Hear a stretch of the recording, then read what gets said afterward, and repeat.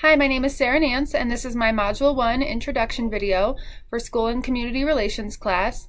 I am currently an English teacher at Eagle Crest High School. I've been here for 8 years.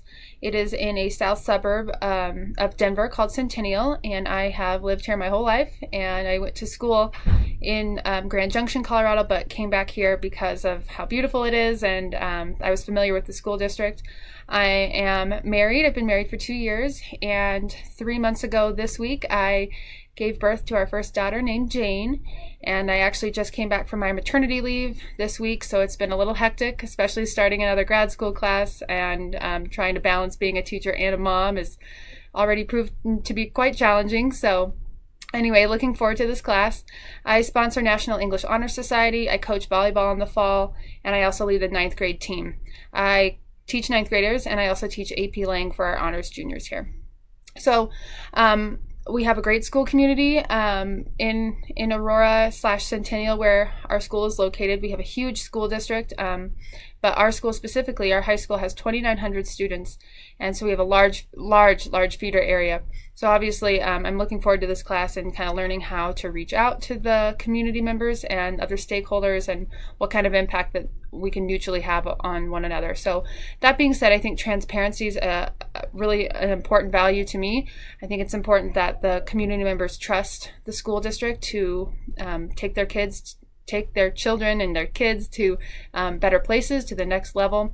And so with that comes a lot of outreach, again, transparency, getting out in the community, having you always want the support for bond measures from your community, but if they don't have that respect from you or that trust, that is a hard thing to come by. For example, my dad, even though he has 2 daughters who are school teachers and one's actually an administrator, he has a really hard time voting in his county for bond measures because he doesn't feel that the school and the community have done really enough to get his vote. And so we obviously have a lot of disagreements about that, about why he should always vote yes, but he doesn't really feel that it's a huge part of their concern, or at least where he lives. So I think that's really important. So being transparent, being visible, having outreach for funding and for other measures.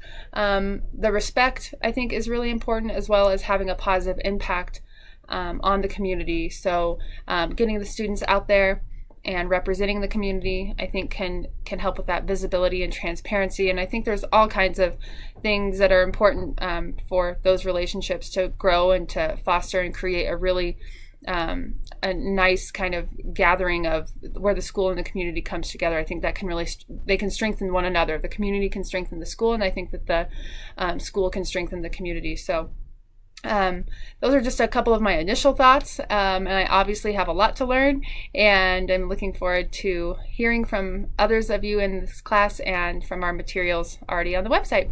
Thanks so much for watching.